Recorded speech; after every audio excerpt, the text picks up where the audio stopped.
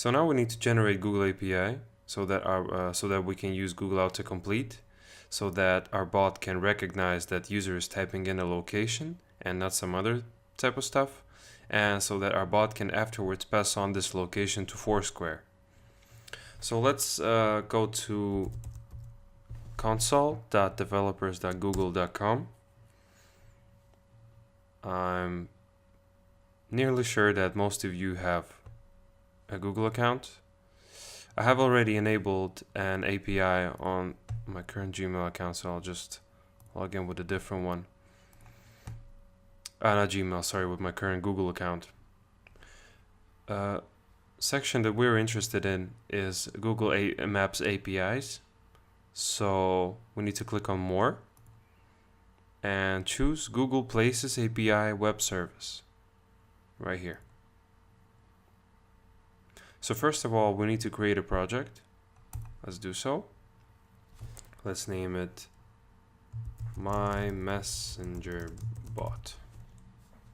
And we agree in terms of and conditions, and yeah, don't update us. We don't need this.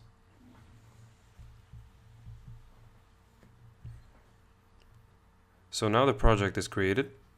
We can click on Enable so that we can enable our API.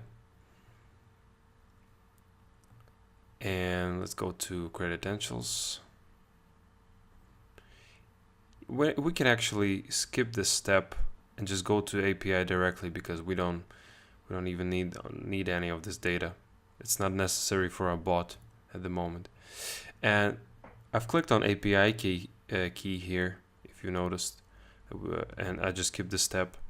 And the one that we need is browser key. Make sure it's not a server key, not Android key or iOS key, it's browser key. Click here. Let's call it Messenger Key 1. Create.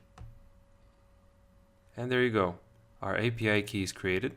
Make sure you copy and paste it into a place where you know where it's located, preferably in the project folder. And see you later in the next lecture.